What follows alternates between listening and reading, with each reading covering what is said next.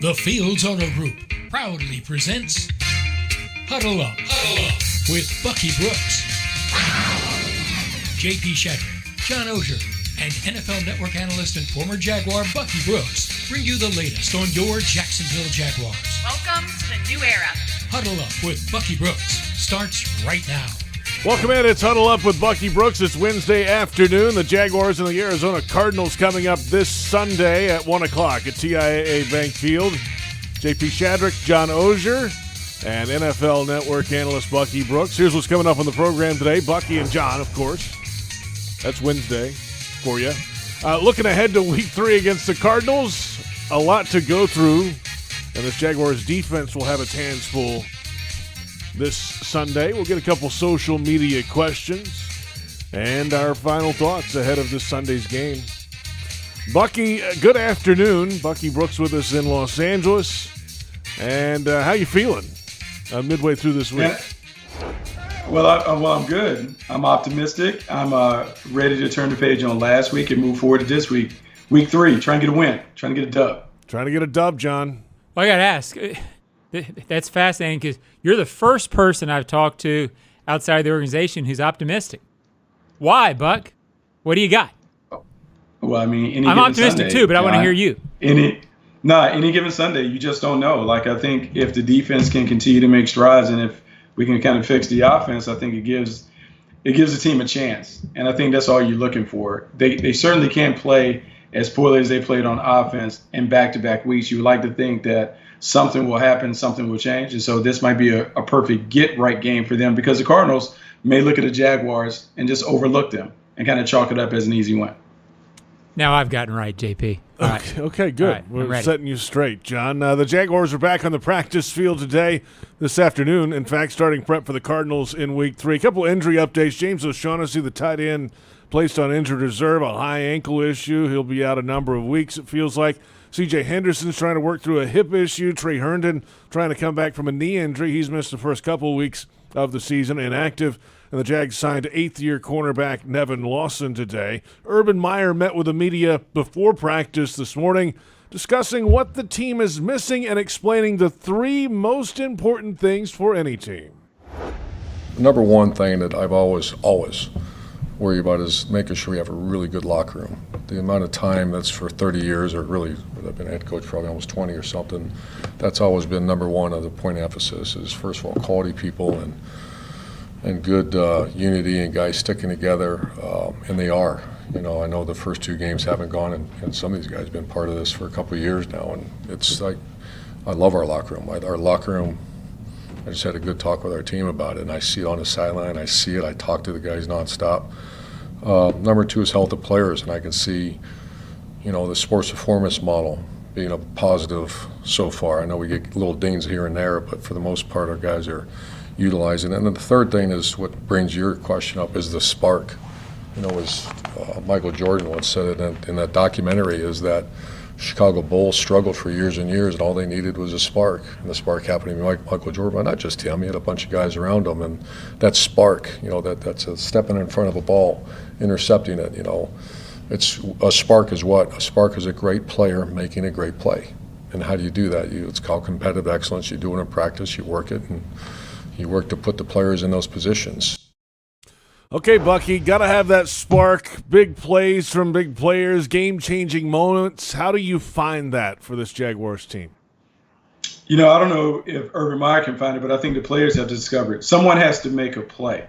And, you know, as much as we talk about this game being about the X's and O's, it's really about the Jimmies and Joes. And it's about players, and it's about coaches putting players in a position to make plays. But then the players ultimately have to make those plays. So someone on offense and on defense and in the kicking game, they have to make a game-changing play, something that sparks the sideline, kind of creates the energy on the field that you want to see, and then it leads to some confidence. And typically those things are contagious, just like turnovers come in bunches, big plays come in bunches. It takes someone making the first one, and typically after that, they kind of come in droves. So we just need to see someone make a play, and then after that, other guys will start making plays as well.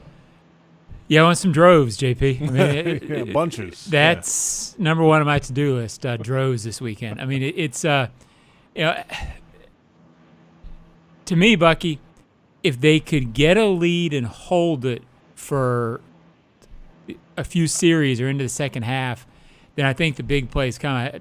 I think I've always theorized one reason that teams don't get turnovers is when they're in bad situations to get them. So when you fall behind and you're not able to rush the passer because the other team's running the ball, always significantly takes that down.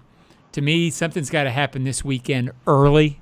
Something's, and I get they had an early lead the other day, but then it kind of fell off.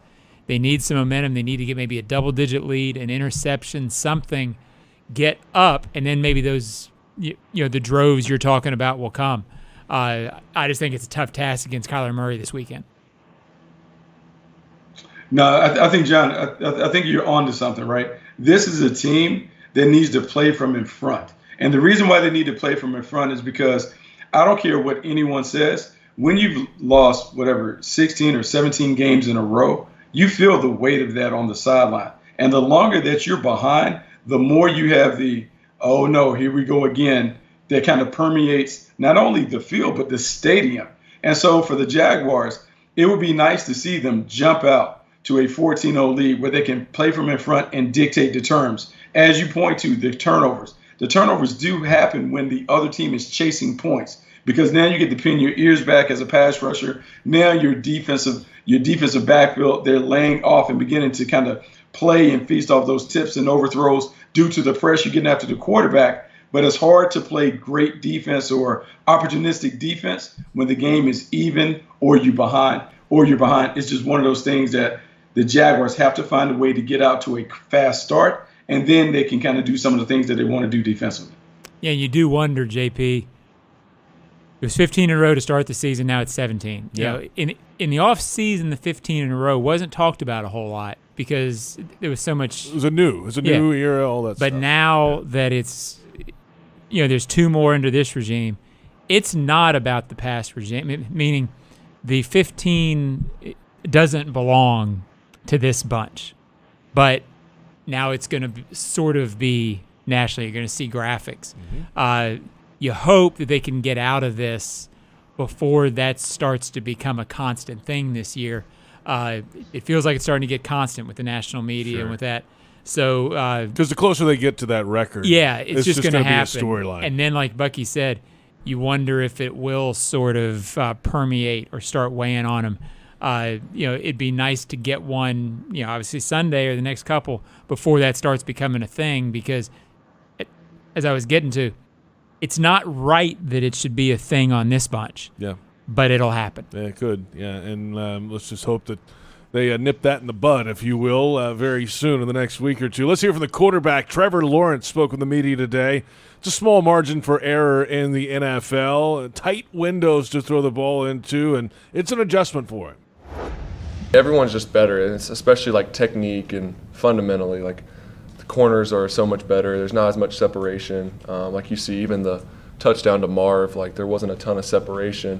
When I threw it, there was no separation. Then Marvin did a good job of making a play at the end and separating a little bit. But that's just the way it is. And for me, I'm still just got to keep getting used to that and being more accurate. I think that's the main thing, is giving my guys a chance, being more accurate consistently.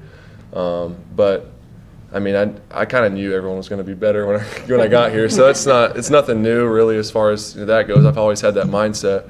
But everyone's just better, so there's not as much room for error. So if there's a play where you're a little bit off, it's an incompletion. It's not a catch. So all those little things add up. There's not many guys just running wide open in the National Football League, and I think he's starting to figure that out, and it certainly hasn't been the case so far for the Jaguars, Bucky. But in general here, that touchdown to Marvin Jones, a lot of plays will look like that in the NFL, hip-to-hip running down the sideline. Yeah, hip-to-hip running down the sideline. And that, one of the reasons why we talk about quarterbacks being $40 million guys, because in the National Football League, this much space is wide open. And so you're paying quarterbacks to be able to fit it into those tight windows. And so what Trevor Lawrence is learning is how much different the pro game is from the college game. You talked about him seeing wide open guys, rarely having to throw making contested throws. In college, when the pro game, every throw is typically challenged. And so you have to be more precise. The ball placement matters more than it does in the college game, because not only do you have to get it away from defenders, but you're also sending signals to the receiver where to turn and run. So as he becomes more comfortable with the speed and the urgency that he sees from NFL defenses, he will adapt and adjust. And what everyone has to do is find a way to be patient with him while also lightening the load on the young quarterback. Because second game, third game in his NFL career, Trevor Lawrence should not be tasked with carrying the entire Jaguars offense. So that's not only everybody picking up their play around him, but that's also on the coaches to make the game as easy as they can for him to be comfortable and to be able to flourish. Yeah, I guess not much should amaze me anymore. I've been doing this a long time, but I've been amazed at how quick people are to jump on, well, he's struggling, what's wrong with him, the comparisons. And I get that it's there. I'm not naive. But come on, it's week 2. It is week 2, JP. You know what week it is, JP? It's week 2. 3 now, yeah. Well, it's week 3. But to Bucky's point, the interception the other day, the first one to Farrell. In college, that's a fine play. Yep. The safety doesn't get over there that fast. He can, he delayed probably a half a second too long, turns into a pick. Those are the learning curves. And, we've been talking about it all week. Everybody's talking about him checking down. JP, I don't necessarily want him checking down that much. I know he's got to, but you got to balance that. Don't take away this kid's instinct to look downfield. That's part of what's going to make him great. I think he's got to be careful balancing that, Buck, don't you? Yeah. I mean, he has to be careful balancing it. But so here's the thing with Trevor and why the first 2 weeks have been really, really difficult. One, he's going against 2 really good defensive coordinators. We can talk about Lovie Smith and his failures at Illinois, but in the National Football League, he's been the architect of some top-rated defenses. Vic Fangio, everyone understands what the Denver Broncos like to do. They like to confuse you, complex defenses, changing coverage, post-snap, being able to move around and kind of show illusions to the quarterback. That is very, very challenging for any young quarterback. And so when we talk about him checking it down and understanding it, it's being able to be aggressive while also being disciplined. And the discipline has to come from, hey, I don't know if I can fit it in there. Let me take the check down and get these 3 and 4 yards so we can stay on schedule. He has to learn how to play quarterback. And a quarterback in the National Football League is sometimes taking what the defense gives you, and 2, you can have an opportunity to cash in one of those lottery tickets when the defender falls asleep. But boy, the last couple of years around here, we've been 3, 4, 5 years. Can we get a guy that can push the ball down the field, and we finally might have one? And there's a lot of truth. I got an email this week. We're taking a break. I got an email this week talking about, Trevor's completion rate is so low. This can't continue forever. I get it. He's got to make better decisions overall forever. Yes. But give me the guy who's willing to look downfield over the 85% completion rate when they're all 2-yard passes. I've seen that. I've lived that. Give me this kid who has the arm and the inclination to keep his eyes downfield. You can work out the rest. All right, guys, let's come back in a moment. Plenty ahead. We'll flip it around to Jaguars defense. We heard from Rayshawn Jenkins today, Jaguars safety, and we'll get his thoughts about the Arizona Cardinals offense, second in the league in yardage coming in, and second in the league in scoring so far through 2 weeks. The Huddle Up with Bucky Brooks show is brought to you by Fields Cadillac of Jacksonville and Fields Cadillac St. Augustine, members of the Fields Auto Group. And this is Huddle Up with Bucky Brooks on the Jaguars Digital Network. You can step up to luxury now. Hello, I'm Dan Fields. Whatever you're driving, you can step up to luxury now. Plus, get our Fields amenities, which include complimentary loaners, car washes, and our cafes. Make this your year to step up to luxury at Fields Cadillac, Mercedes-Benz, Porsche, Land Rover, Jaguar, and Lexus. When it comes to the ultimate car buying experience, there's only one name that matters: Fields. And Fields matters because you matter. The Fields Auto Group, proud partners of your Jacksonville Jaguars. At ViStar, we believe in better convenience, so members can bank any way they want, whether it's at a branch, on a mobile device, or at one of more than 20,000 surcharge-free ATMs across North America. Because we believe that people have better things to do with their time. If you believe that convenience is better, join ViStar. Visit FiveStarCU.org. All loans subject to approval, insured by NCUA. This is Ice-T, Stone Cold Steve Austin, and Matty Ice. This is a cold call. I convinced NFL teams to turn to cold water washing with Tide. The NFL, your uniforms get dirty. Tide can handle it, even in cold. Plus, if fans join in, they can save up to $150 on their energy bill. Looks like you just made the team, rookie. Turn to cold with Tide. And that's the bottom line.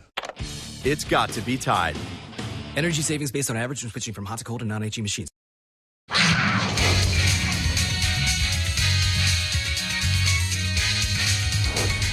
Bunch of weapons, just a bunch of weapons, a bunch of guys who can win their one-on-ones, a bunch of guys who can make plays in space. So I feel like a big key for this game is just really tackling in space and not letting, a 6, 7, 8-yard game turn into a 60-yard game. No doubt about that. That's Rayshawn Jenkins, the Jaguars safety. And welcome back to Huddle Up with Bucky Brooks, JP Shadrick, John Oehser, and NFL Network analyst Bucky Brooks.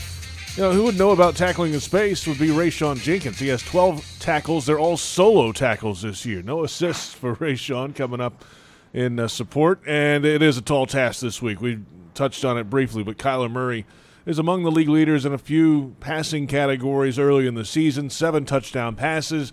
He can do it with his legs also, Bucky. A couple on the ground, 1 in each game this year. A former number 1 overall pick, it seems to be at least starting to come into his own in the National Football League. And he has so many weapons outside to throw it to. He can run around and extend the play. And we could talk about Kyler Murray for another hour if we wanted to. Yeah, absolutely. Kyler Murray is really playing at an MVP level. When you go and dig into the numbers, Kyler Murray is completing 72% of his passes. He has a combined 740 pass and rush yards. He has 9 pass and rush touchdowns and a pass rating of 121.5. Of the last 10 MVP quarterbacks, JP, he's ahead of them in completion percentage, total yards, touchdowns, and passer rating. So when we talk about a special player coming into the stadium this weekend, you talk about being able to face, a guy who is on a crazy pace for a single season. Jaguars really have to step their game up this week to slow down the MVP candidate. Yeah, and I'll tell you the thing that beyond all the numbers, to me, this guy is, and you're going to laugh when I say it, but he's Tyrod Taylor on steroids. And obviously he's better than Tyrod Taylor. Right. But I keep thinking about the opener when the Jaguars defense played pretty good and 2 or 3 plays where Tyrod Taylor extends it and then throws it up deep. This team's been very susceptible to the deep pass. You're always susceptible to a quarterback who can run around and buy time. Kyler Murray does everything else well, too, and he can do that. You can easily see him buying 6-7 seconds, and it's like Rayshawn Jenkins was asked today.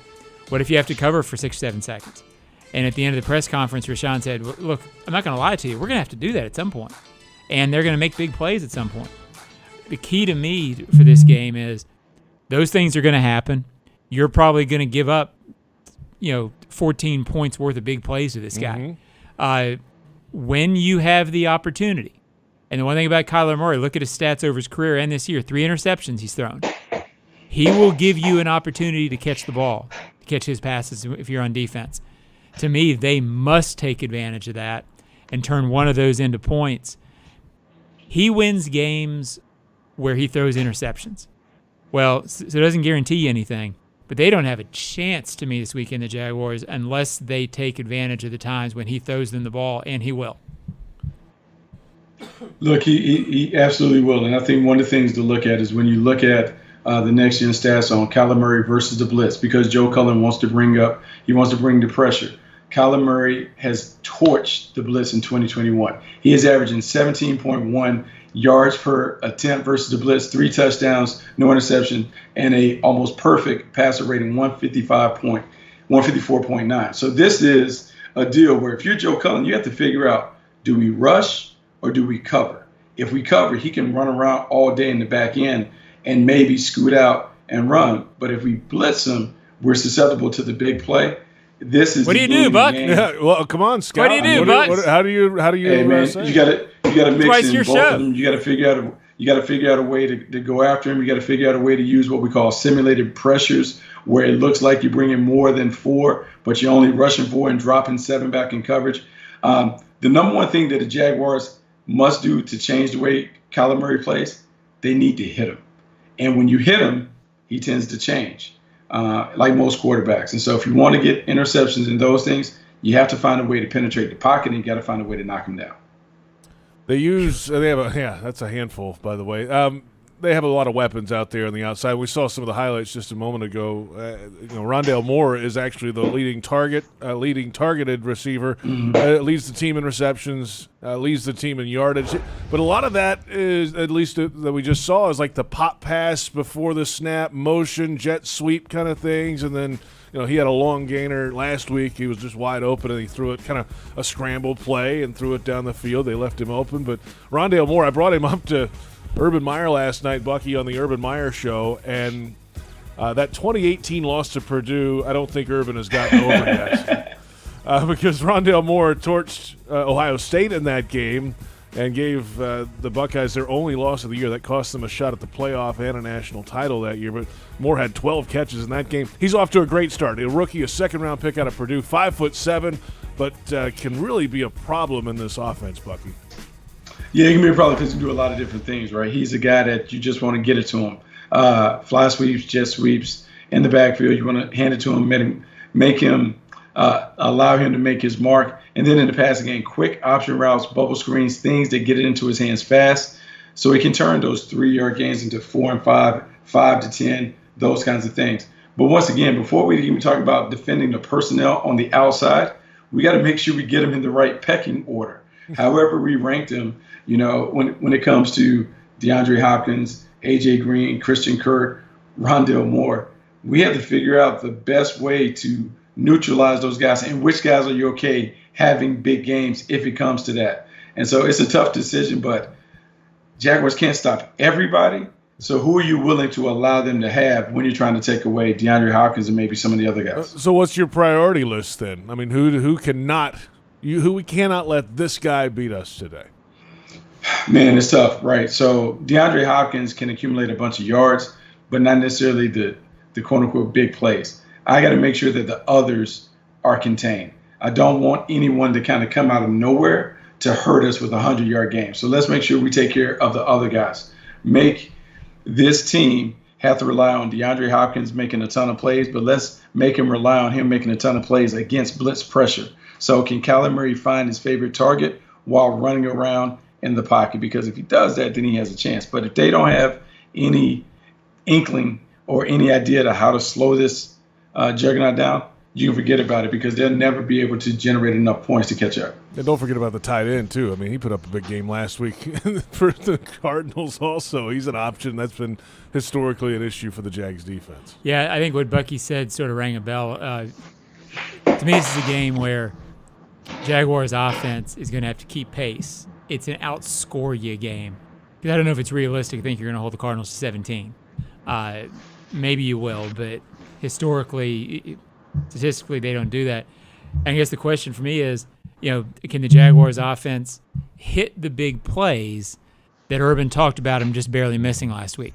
They certainly feel like they're closer after the Broncos game than they were against the Texans in terms of generating points offensively. Can they hit those plays that they couldn't hit last time? Can they put the points on the board? Can Lambeau hit field goals? You're going to have to tally some points, I'd say above 25 to win this game. Jaguars haven't done that yet. Yeah, that's true. Got to kind of keep pace, it feels like, with the Arizona Cardinals. Let's come back in a moment. Social media questions right around the corner, and the Daily's Play schedule is heating up.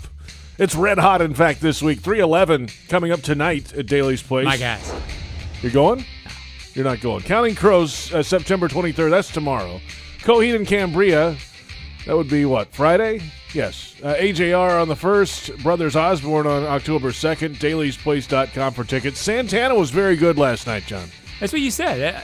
I would have liked to have seen Santana. Of course, I'm an old man, and he's an old man. So he's 74. He played 2 hours, 10 minutes straight without an intermission. Yeah, he's obviously, great. He's a legend. Yeah, he was fantastic. So check it out. Back with more in a moment. It's Huddle Up with Bucky Brooks on the Jaguars Digital Network. you can step up to luxury now. Hello, I'm Dan Fields. Whatever you're driving, you can step up to luxury now. Plus, get our Fields amenities, which include complimentary loaners, car washes, and our cafes. Make this your year to step up to luxury at Fields Cadillac, Mercedes-Benz, Porsche, Land Rover, Jaguar, and Lexus. When it comes to the ultimate car buying experience, there's only one name that matters: Fields. And Fields matters because you matter. The Fields Auto Group, proud partners of your Jacksonville Jaguars. This is Chantel Chark, wife of DJ Chark. Enter for your chance to win a once-in-a-lifetime experience with the Jaguars. Imagine being selected as a Jaguar for the day with prizes including a behind-the-scenes tour of the stadium, a personalized Jaguars jersey, club-level tickets to a Jaguars home game, and more. Look for details at Publix, where you can pick up all your game day needs, including Tide, Bounty, and Crest. Tackle everything in one stop. Available at Publix, where shopping is a pleasure.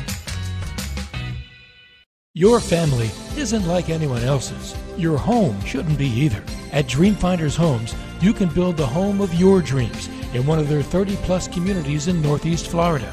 Choose from luxury single-family homes or maintenance-free townhomes from the 200s. Dreamfinders specializes in homes built to fit your lifestyle. To find out more, call 904-738-0165 or visit dreamfindershomes.com.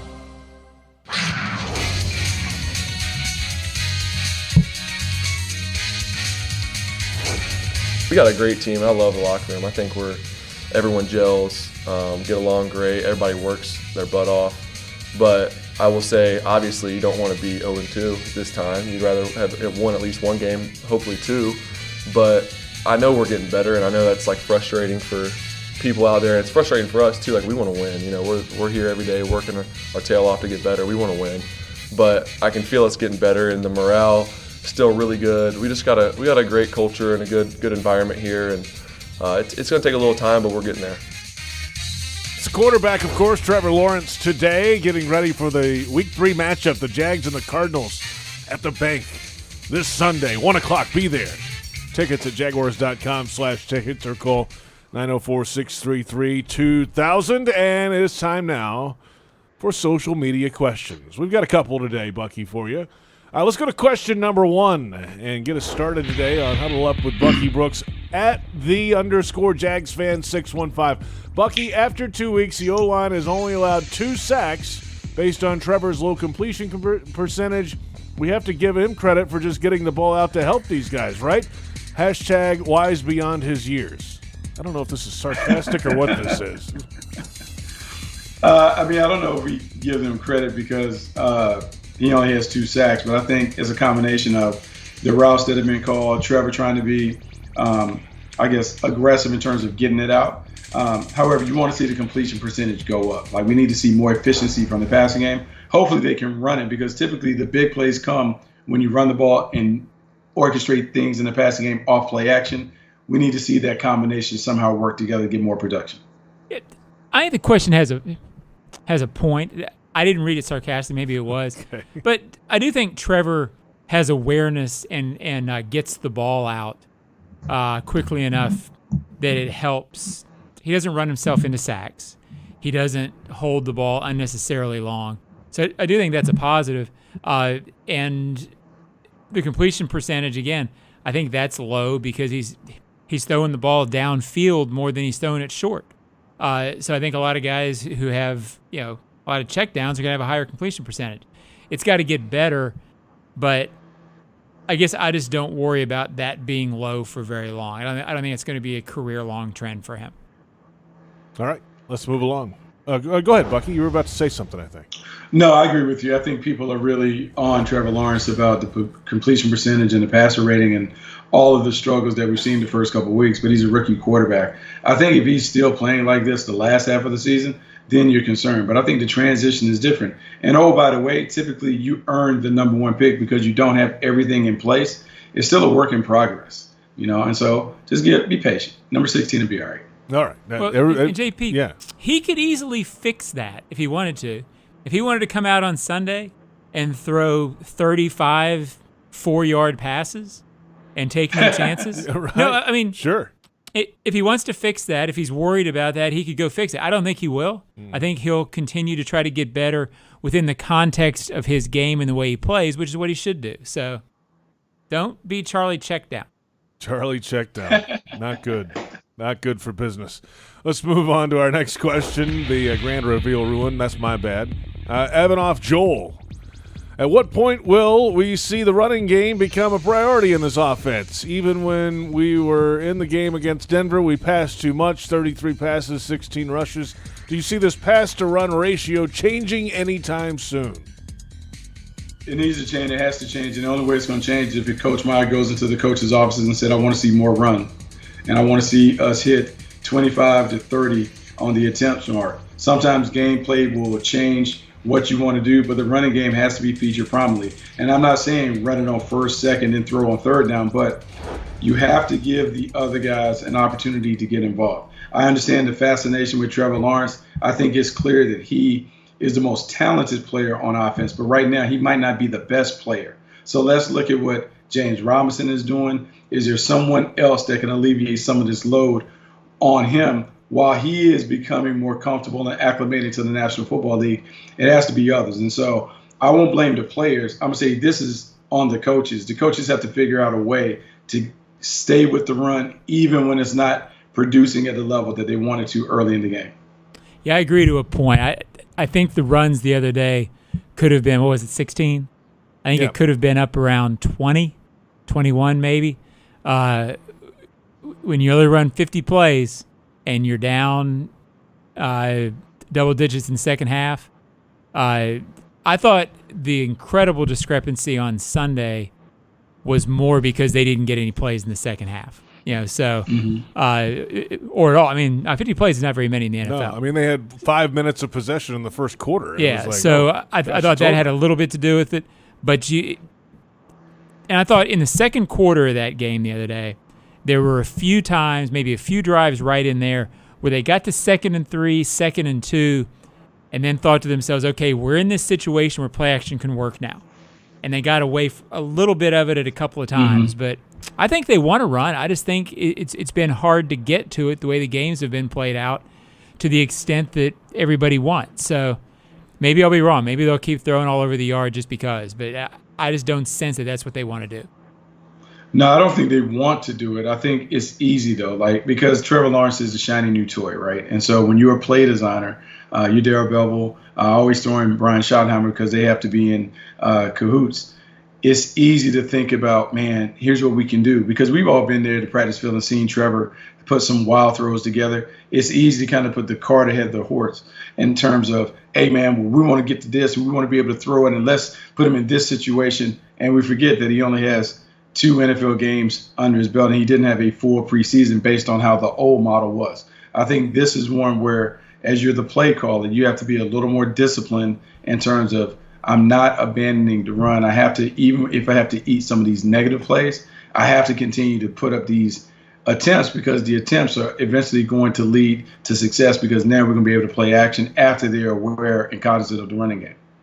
JP, you know what I can't wait for? What's that? I can't wait until this weekend when they have 26 rushes and 24 passes, and our social media questions are why they're running so much. That's right. So what is it going to be? I can't wait. There's no doubt. That's what's coming. That's exactly what's coming. You got the number 1 pick. Why don't you use them? Are they holding Lawrence back? Right. Oh, come on. But we did a season ticket member event last night with James Robinson, like a virtual autograph thing. We got to visit with James a little bit, and some of the season ticket members were on there, and the conversation came to that. Yeah, and he's always a humble guy. He's never gonna throw any coaches or players or any of that on the bus, but you can kind of tell, I think he's ready to get rolling. Sure. It's just a matter of getting the ball. Because remember how many times he ran the football. He was the only running back who touched the ball a lot of games. And they're just handing him the football when everybody knows it's coming, and they couldn't really do anything else in the passing game. So he's used to getting 25 carries at least a game, and he's not getting a lot of that. I think that'll come, though. It's just a matter of being patient, and patient he is. He's not going to really press the issue too much. But you can tell, Bucky, okay, once he gets going, he might be a little different body type now after a year in the league. That would help him too. Yeah, it's about trust, right? And so the trust comes from the offensive coordinator and the offensive coach is feeling like James Robinson can be a guy that can be a difference maker when you put the ball in his hands. Also, it comes from Urban Meyer being able to look at him and say, hey, let's make sure that we give him the ball 18 to 20 times on the ground. Yes, you can mix in some passes, but there's difference in touches and rushing attempts. When you get rushing attempts, it feeds to the toughness that you're trying to create in terms of building your brand as a team. And so when Urban Meyer talks about a tough physical team, you have to run the ball and run the ball between the tackles. You have to make them put the big boy pads on and deal with James Robinson. And so it takes a commitment from Meyer, Schottenheimer, Bevel. Those guys have to be committed to running the football. And it might mean elevating Robinson into the number one role on the game plan as opposed to being the complementary player backing up Trevor Lawrence, as Trevor Lawrence is being the guy that they're running the offense through.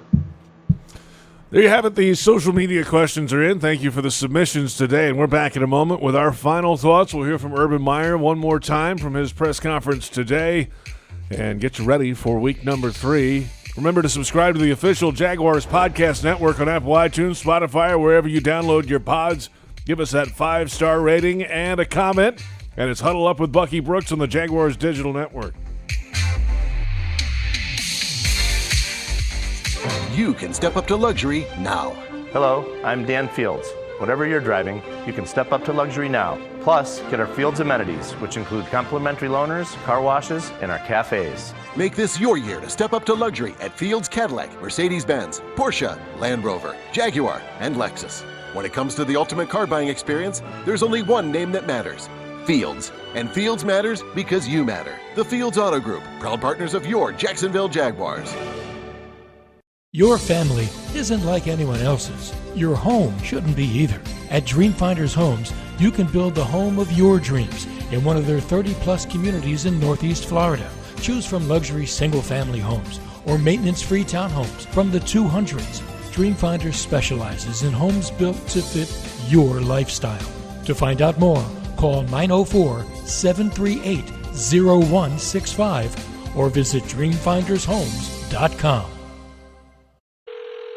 This is Ice-T, Stone Cold Steve Austin, and Matty Ice. this is a cold call. I convinced NFL teams to turn to cold water washing with Tide. The NFL, your uniforms get dirty. Tide can handle it, even in cold. Plus, if fans join in, they can save up to $150 on their energy bill. Looks like you just made the team, rookie. Turn to cold with Tide. And that's the bottom line.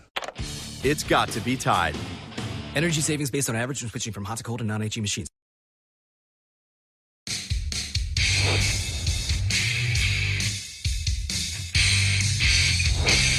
Of course it's different in college. I get that. I'm not trying to equate the two, but you take over a team that was 1-10, you take over a team that was 6-7, you take over a team that was 5-7, you take over whatever it is. Yeah, I mean it's hard.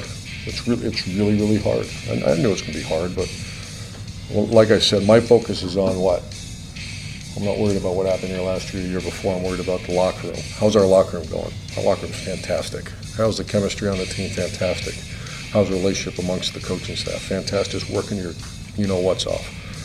And that's all I'm concerned about. That's Urban Meyer today.